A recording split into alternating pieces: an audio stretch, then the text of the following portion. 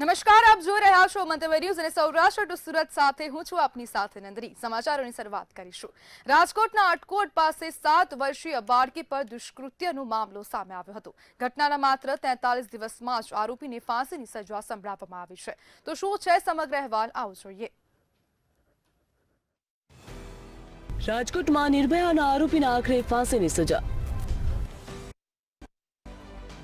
આટકોટ પાસે 7 વર્ષની બાળકી ઉપર કર્યું હતું દુષ્કૃત્ય। આરોપીને ઝડપીને 11 દિવસમાં ચાર્જશીટ ફાઇલ કરાઈ। માત્ર 43 દિવસમાં જ માસૂમ બાળકીને ન્યાય મળ્યો। સ્પેશિયલ કોર્ટે આરોપીને ફાંસીની સજા સંભળાવી। રાજકોટના આટકોટ પાસે કાનપર ગામની સીમમાં નિર્ભયા કાંડ જેવી જ ક્રૂર ઘટના સામે આવી। ખેત મજૂરની વાડીમાં રમતી 7 વર્ષની બાળકી ઉપર દુષ્કૃત્ય કરવામાં આવ્યું હતું। દુષ્કૃત્ય બાદ શખ્સે માસૂમ બાળકીના ગુપ્તાંગમાં સળિયો નાખીને તેને લુહાણ કરી દીધી હતી। દુષ્કર્મ આચર્યા બાદ આરોપી ફરાર થઈ ગયો હતો।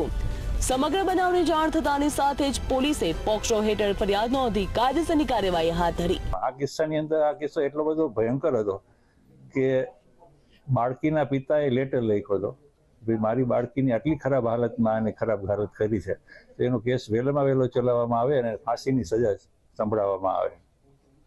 એટલે મને પણ લેટર મોકલ્યો, અહીંયા પણ આવ્યો અને કોર્ટમાં પણ આવ્યો। એટલે એ પછી અમે કોર્ટને રિક્વેસ્ટ કરી હતી કે સાહેબ આ પરિસ્થિતિ છે, જે રીતે બાળકીની હાલત છે, 7.5 વર્ષની બાળકીની હાલત કરી છે, એટલે એને કેસ વહેલો ચલાવવામાં આવે।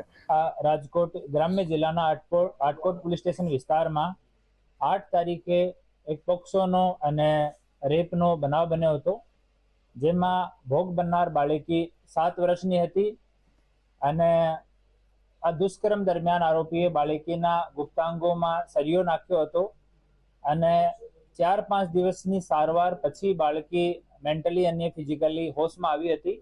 રાજકોટ સિવિલ હોસ્પિટલમાં એની સારવાર ચાલુ હતી કે આ 6 વર્ષની આટકોટની દીકરી જોડે જે ઘટના બની છે, પોલીસે મજબૂતાઈથી કામ કર્યું, ગોળી મારી, બધું બરાબર છે, પણ આને તો ઝડપથી સજા થવી જ જોઈએ। સરકાર આ કેસને પેપરોમાં આવતું બંધ થાય ને ભૂલી ના જાય, તેની જવાબદારી તમારી છે।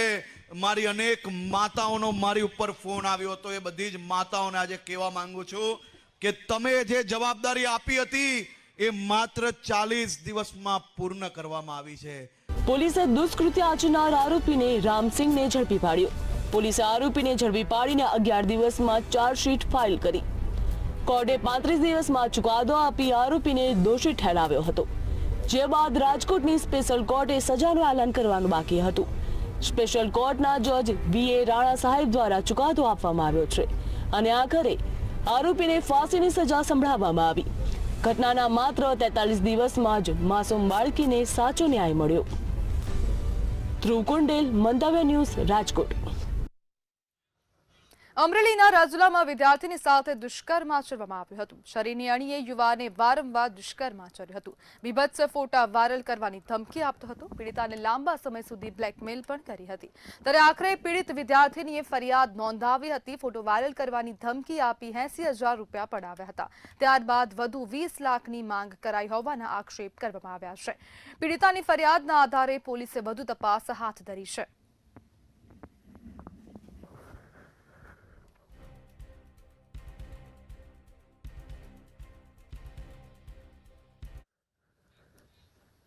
સુરતમાં ડ્રગ્સના દૂષણ સામે કોંગ્રેસ દ્વારા વિરોધ કરવામાં આવી રહ્યો છે। વનિતા વિશ્રામથી કમિશનર કચેરી સુધી વિશાળ રેલી યોજવામાં આવી હતી। આ રેલીમાં કોંગી નેતાઓ, એનએસયુઆઈ અને યુથ કોંગ્રેસના કાર્યકર્તાઓ જોડાયા હતા। યુવાનોનું ભવિષ્ય બરબાદ કરવામાં આવી રહ્યું હોવાના પણ આક્ષેપ કરવામાં આવ્યા છે। કડક કાર્યવાહી કરી ડ્રગ્સના દૂષણને નાથવામાં આવે તેવી માંગ કરવામાં આવી હતી।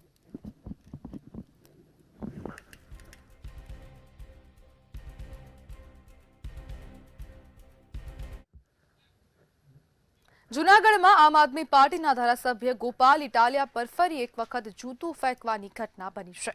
જામનગર બાદ જૂનાગઢના માળિયા હાટીનામાં ગોપાલ ઇટાલિયા પર જૂતું ફેંકાયું છે. આપની ખેડૂત સભામાં ઇટાલિયા સંબોધન કરી રહ્યા હતા. આ દરમિયાન એક યુવાને તેમના પર જૂતું ફેંક્યું હતું. જોકે સદનસીબે જૂતું ગોપાલ ઇટાલિયાના પગમાં વાગ્યું હતું. બીજી વાર જૂતું ફેંકવા જતા લોકોએ હુમલાખોરને પકડી લીધો હતો. ત્યારે રાજકીય ઇશારે આવા કૃત્યો કરાતા હોવાની ઇટાલિયાએ આરોપ લગાવ્યો હતો.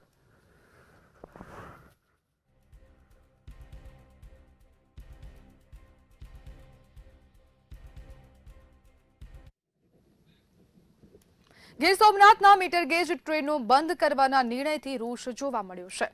દેલવાડા જૂનાગઢ વેરાવળ મીટર ગેજ ટ્રેનો બંધ થશે. અનેક ગામોના સરપંચો સહિત વિદ્યાર્થીઓ દ્વારા વિરોધ કરવામાં આવ્યો હતો.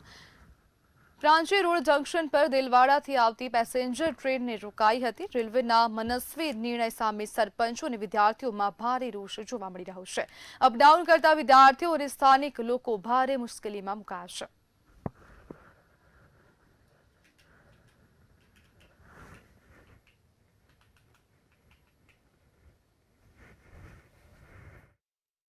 રોજ બાળકો તેમજ રાહતદારીઓ દ્વારા જે પશ્ચિમ રેલવે દ્વારા 19 તારીખથી આ ટ્રેન રદ કરવામાં આવી છે તેના વિરોધમાં અમે લોકો દ્વારા આજે ટ્રેન રોકવાનું ચાલુ કર્યું છે. કાલથી ટ્રેન આગળ જવા જ નહીં દેવામાં આવે એવી અમે ખુલ્લી ચેતવણી આપીએ છીએ અને અમારી નમ્ર વિનંતી છે કે આ ટ્રેન બંધ કરવામાં ન આવે. દેલવાડા જૂનાગઢ ટ્રેન બંધ કરવામાં આવશે તો ઘણા ખરા રાહતદારીઓ કે જેઓ દવાખાનાના કામથી વેરાવળ જતા હોય, જિલ્લા પંચાયત કલેક્ટર ઓફિસના કામથી ઇણાજ જતા હોય, તેમજ બાળકોનો અભ્યાસ ખોરવાઈ જશે.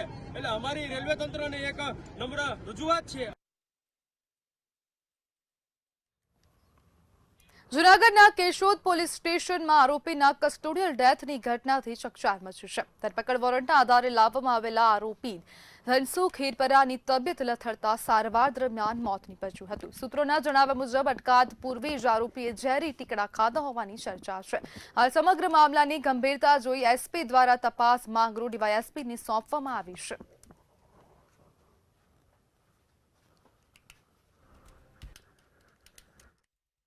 આજ રોજ કેશોદ પોલીસ સ્ટેશન ખાતે કસ્ટડીયલ ડેથનો બનાવ જાહેર થયેલો છે, જેમાં જાહેરાત કરનાર કિરીટભાઈ જયરામભાઈ હીરપરા પટેલ, જેઓ કેશોદના રહીશ છે, કે જેઓના ભાઈ ધનસુખભાઈ કે જેઓનું મૃત્યુ થયેલું છે. જેઓના વિરુદ્ધ નામદાર કોર્ટનું ધરપકડ વોરંટ હતું, જેના કારણે કેશોદ પોલીસ સ્ટેશન ના કર્મચારીઓ તેઓને કેશોદ પોલીસ સ્ટેશન લાવેલા હતા. એમની અચાનક તબિયત ખરાબ થઈ જતા તેઓને તાત્કાલિક સારવાર માટે મીટર ગેજ ટ્રેન બંધ થવાની ચર્ચાથી જૂનાગઢ તેમજ ગીર સોમનાથ વિસ્તારના લોકોમાં રોષની લાગણી જોવા મળી હતી. આ અંગે રેલવે વિભાગ દ્વારા જાણ કરવામાં આવી છે કે આ ટ્રેન બંધ કરવામાં નથી આવી, માત્ર તેના સમયમાં જ ફેરફાર કરવામાં આવ્યો છે. અને વિસાવદરમાં જેમ ક્રોસિંગ આપેલ છે તેમ જૂનાગઢ વેરાવળ ટ્રેનમાં મુસાફરી કરતા અને ઉના દેલવાડા જતા યાત્રિકો માટે તાલાળા ખાતે ક્રોસિંગ આપવામાં આવ્યું છે.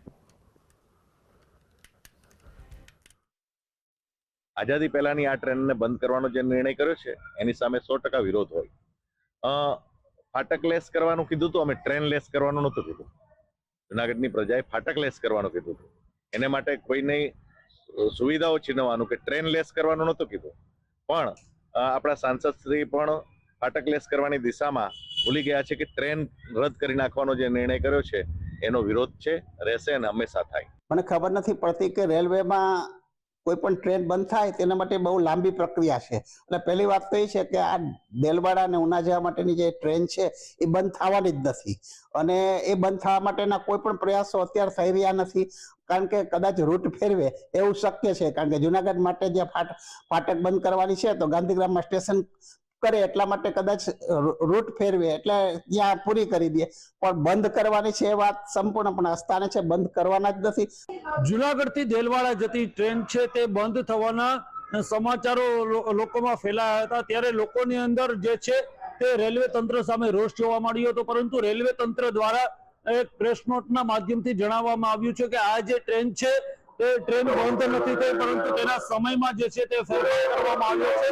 આ ટ્રેન છે જે તે સવારે 8 વાગ્યે જુનાગઢ થી ઉપડી અને વેરાવળ જશે, જેનું ક્રોસિંગ છે તે તાલાળા ખાતે આપવામાં આવ્યું છે, જેથી કરી સોમનાથ દર્શને જતા તેમજ જે છે તે સાસણ સહિતના જે સ્થળોએ જતા અનેક યાત્રાધામોને જોડતી આ ટ્રેન હોય અનેક યાત્રા સ્થળોએ જતા યાત્રિકોની જે છે તે જવામાં સરળતા રહે તે માટે થઈ અને એટલે કોઈ પણ સુવિધાનો ભોગ ન બનવું પડે એ માટે રેલવે તંત્ર દ્વારા પ્રવાસીઓને સુવિધાને ધ્યાને રાખીને એક નિર્ણય કરવામાં આવ્યો છે. જે સમાચારો ફેલાઈ રહ્યા છે તે ટ્રેન બંધ થવાના ખોટા હોવાનું રેલવે તંત્ર દ્વારા જણાવવામાં આવ્યું છે. ત્યારે આવનારા દિવસોની અંદર કોઈ પણ મુસાફરો છે તેને કોઈ પણ પ્રકારની તકલીફ ન પડે તે માટે રેલવે તંત્ર દ્વારા આ એક નિર્ણય કરવામાં આવ્યો હોવાનું તંત્ર દ્વારા જણાવવામાં આવ્યું છે. ભાવિક જોશી, મંતવ્ય ન્યૂઝ, જુનાગઢ. જામનગર મનપાના 2 પૂર્વ અધિકારીઓને શ્રાવણી લોકમેળામાં લાંચ લેવા બદલ સેશન્સ કોર્ટે 1 વર્ષની જેલની સજા ફટકારી હતી. સુનિલ ભાનુશાળી અને રાજભા જાડેજા મનપાની એસ્ટેટ વિભાગમાં ફરજ બજાવતા હતા. બંને આરોપીએ વર્ષ 2013માં શ્રાવણી મેળા દરમિયાન સ્ટોલ ધારક પાસેથી ₹25,000ની લાંચ માંગી હતી. સ્ટોલ ધારકે એસીબીમાં ફરિયાદ કરતા છટકું ગોઠવવામાં આવ્યું હતું. સરકારી વકીલની દલીલોને માન્ય રાખી બંને આરોપીને દોષિત કરાર કરવામાં આવ્યા હતા.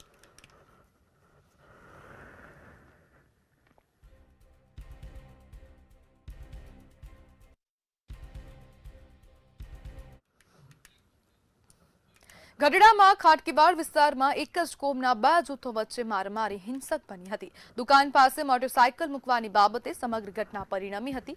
મારામારી દરમિયાન અહેમદ તરકવાડિયાને ગંભીર ઈજાઓ પહોંચી હતી, જેનું સારવાર દરમિયાન મોત નીપજ્યું હતું. પોલીસે 2 ઇસમો વિરુદ્ધ ગુનો નોંધીને કાયદાકીય પગલાં ભર્યા હતા.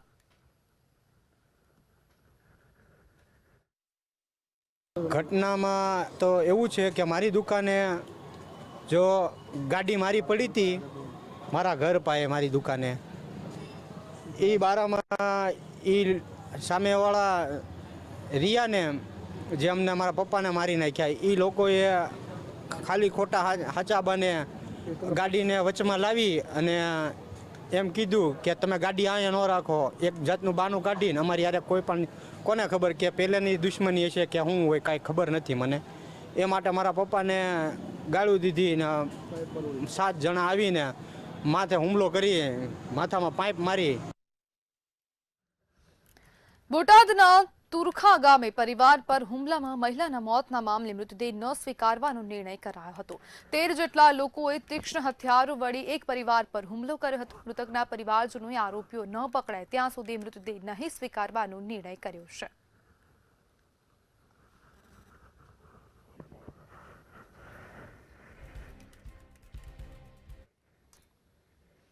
ભાવનગરના બગદાણા આશ્રમના સેવક નવનીત બાલધિયા પર હુમલો થવાનો મામલો સામે આવ્યો હતો. કોળી સમાજ દ્વારા સીએમ સમક્ષ રજૂઆત કરાતા એસઆઈટી ટીમની રચના કરવામાં આવી હતી. એસઆઈટી ટીમે હુમલો કરનાર 8 આરોપીઓની ધરપકડ કરી વધુ તપાસ હાથ ધરી છે. સમન્સ આપવામાં આવતા પીઆઈ ડીવી ડાંગર અને Mahuva town PI KS Patel IG કચેરી ખાતે આવી પહોંચ્યા હતા.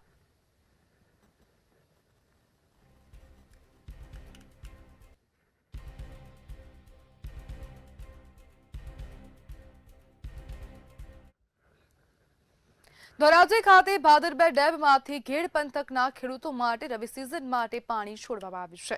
કુતિયાણાના ધારાસભ્ય કાંધલ જાડેજાની રજૂઆતને ધ્યાનમાં રાખી સરકાર દ્વારા ઘેડ પંથકના ખેડૂતોના પિયત માટે પાણી છોડવામાં આવ્યું છે. ચણા, ઘઉં, જીરું અને લસણ સહિતના પાકને ફાયદો થશે. ઘેડ પંથકના રાણાવાવ, કુતિયાણા સહિતના 1000 હેક્ટર જમીનને લાભ થશે. ઉપલેટાથી ઘેડ વિસ્તાર સુધી આવતા ગામના લોકોએ નદીના પટમાં ન જવા સૂચના આપવામાં આવી છે.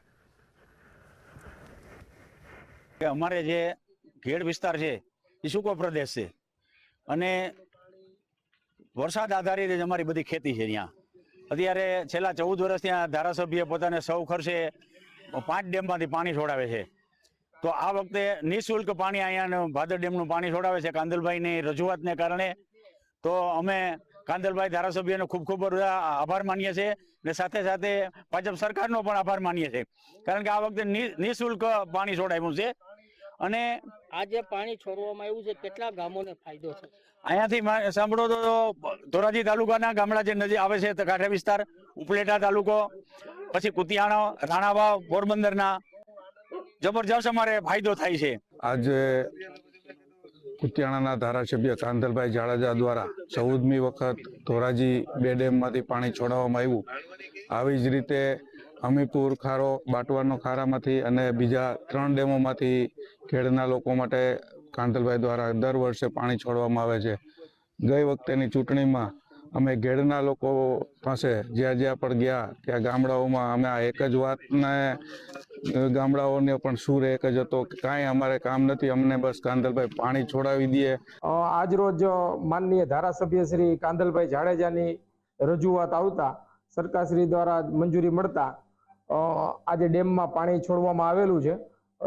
ભાદર 2 ડેમમાંથી 3 દરવાજા 4 ફૂટ ખોલી આશરે 16,620 ક્યુસેકનો આઉટફ્લો કરી નીચવાસમાં નદીમાં આજે પાણી વહેડવામાં આવે છે અને આ પાણીથી નીચાણમાં આવતા ધોરાજી, ઉપલેટા, કુતિયાણા, રાણાવાવ સહિતના તાલુકાઓના ગામડાઓમાં સિંચાઈમાં ભારે લાભ થવા પામશે. સુરતમાં શિક્ષારી કચરા કૌભાંડ બાદ મહાનગરપાલિકામાં બદલીનો સપાટો બોલાવ્યો છે. સોલિડ વેસ્ટ મેનેજમેન્ટની જવાબદારી હવે ઝોનના આરોગ્ય અધિકારીઓને સોંપવામાં આવી છે. તો સોલિડ વેસ્ટના એક્ઝિક્યુટિવ એન્જિનિયરને પદ પરથી મુક્ત કરવામાં આવ્યા છે. સાથે સેનિટરી ઇન્સ્પેક્ટરોની અલગ અલગ ઝોનમાં બદલી કરાઈ છે. કચરા કૌભાંડની તપાસ માટે સમિતિ રચાઈ હતી. તે દરમિયાન ડેપ્યુટી કમિશનર દિનેશ ગુરવને સોલિડ વેસ્ટ વિભાગના વડા બનાવવામાં આવ્યા છે. જોકે તપાસ સમિતિમાં ગુરવનો સમાવેશ થતા તપાસની તટસ્થતા અંગે સવાલો ઊભા થયા છે.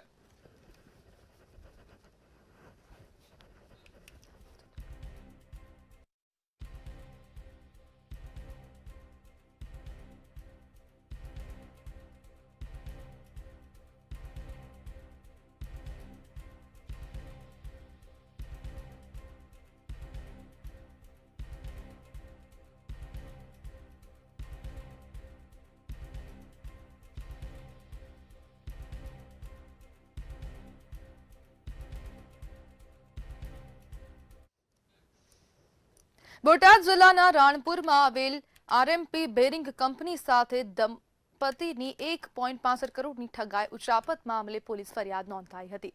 દંપતી દ્વારા બાર કંપની પાસેથી બજાર કરતા ઊંચા ભાવે રો મટીરીયલ ખરીદી કંપનીઓ પાસેથી 1 કરોડ મેળવી લીધા હતા. ઉક્ત ફરિયાદ સંદર્ભે પોલીસે બીએનએસ એક્ટ 406, 420, 409, 114 મુજબ ગુનો દાખલ કર્યો હતો. તેમજ રાણપુર પોલીસ સ્ટેશનના પીઆઈ એસ.એ. પટેલે ધોરણસર કાર્યવાહી હાથ ધરી હતી.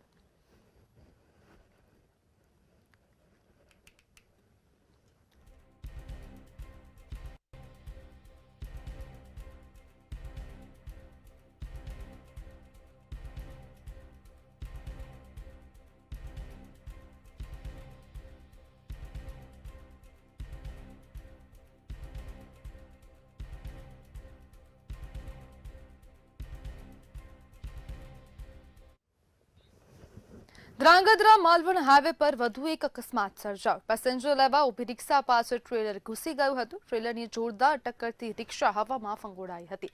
અકસ્માતમાં એક પેસેન્જરનું મોત થયું છે, જ્યારે 4 લોકો ઇજાગ્રસ્ત થયા છે. ઇજાગ્રસ્તોને સારવાર માટે હોસ્પિટલ લઈ જવામાં આવ્યા હતા. પોલીસે ઘટના સ્થળે હોસ્પિટલ પહોંચી તપાસ શરૂ કરી હતી. ટ્રેલર ચાલક વિરુદ્ધ ગુનો નોંધીને કાર્યવાહી શરૂ કરવામાં આવી છે.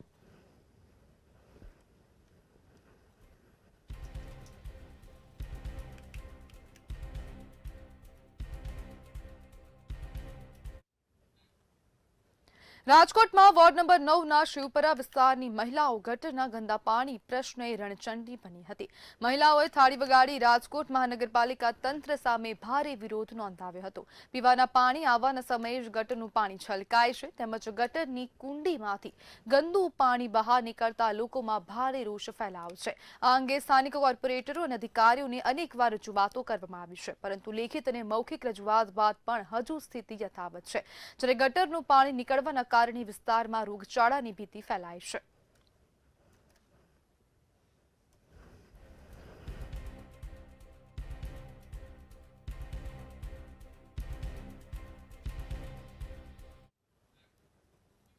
પવિત્ર મહાશિવરાત્રી પર્વે સોમનાથ મહાદેવને માત્ર ₹25ની ન્યોછાવર રાશિથી સોમનાથ ટ્રસ્ટ ભક્તોના આપેલા એડ્રેસ પર બિલ્વ પૂજાના બિલીપત્ર, રુદ્રાક્ષ અને ભસ્મ પ્રસાદ સ્વરૂપે મોકલશે. તેમજ શ્રી સોમનાથ ટ્રસ્ટ તમામ ભક્તોને બિલ્વ પૂજાના લાઈવ દર્શન યુટ્યુબ અને ફેસબુકના માધ્યમથી કરાવશે. અદ્ભુત બિલ્વ પૂજા સોમનાથ ટ્રસ્ટની વેબસાઇટ પરથી બુક થઈ શકશે.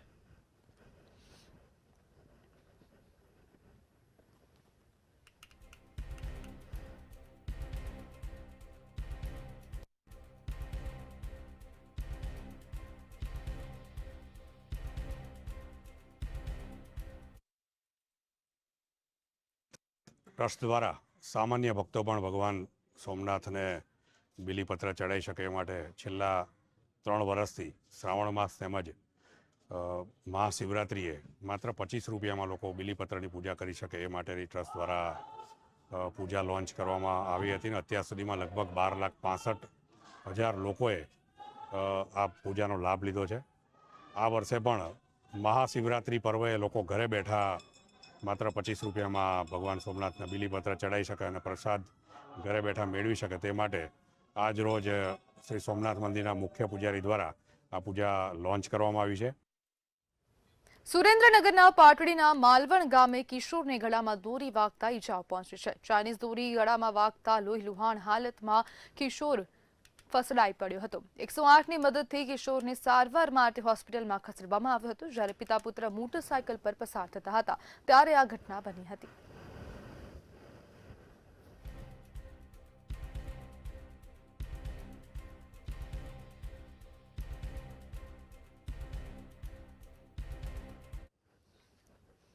જૂનાગઢના માળિયાહાટીના તાલુકાના ગડુ ગામે બનેલી ચોરીની ઘટનાએ વિસ્તારમાં સનસનાટી મચાવી દીધી હતી. પરંતુ ચોરવાડ પોલીસની ઝડપી કાર્યવાહીથી ગણતરીના કલાકોમાં જ ચોરીનો ભેદ ઉકેલી લેવામાં આવ્યો હતો. પોલીસની ઝડપી કામગીરીથી સ્થાનિક લોકોમાં રાહતની લાગણી જોવા મળી રહી છે.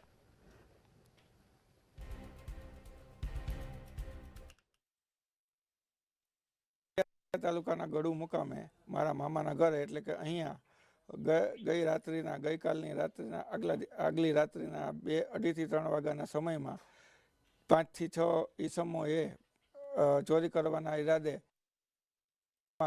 તાળા તોડી અને પ્રવેશ કરેલો અને તાળા તોડી અને મારા મામા સૂતા હતા એ રૂમમાં ગયા. એમને ઉઠાડી ગળે દબોચી હાથ પગ બાંધી અને એ ચોરી ઘરમાં જે ઘરવખરી હતી એ દાગીના હતા, મિલકત હતી, એ બધી વસ્તુની ચોરી કરેલ છે. 2 થી 2:30 વાગ્યાના ગાળામાં આ આરોપીઓએ અન્ય જે 4 આરોપીઓ છે તેની મદદ લઈ અને સતીશગીરીના ઘરે જઈ તાળું તોડી અને તેમ ત્યાં લૂંટ કરેલી હતી.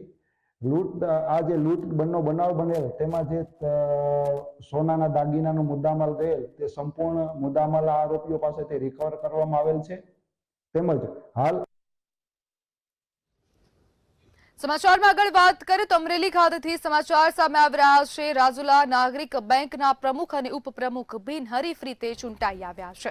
સમાચાર સામે આવ્યા અમરેલીના રાજુલા ખાતેથી રાજુલા નાગરિક બેંકના પ્રમુખ ઉપપ્રમુખ તરીકે બિનહરીફ ચૂંટાઈ આવ્યા છે. પ્રમુખ વિજય કોટીલા ઉપપ્રમુખ તરીકે પણ નામ સામે આવ્યા. સહકારી નાગરિક બેંકમાં પ્રમુખ ઉપપ્રમુખ તરીકે વરણી કરવામાં આવી છે. પ્રમુખ ઉપપ્રમુખ તરીકે વરણી થતા વેપારીઓએ તેમને આવકાર્યા છે.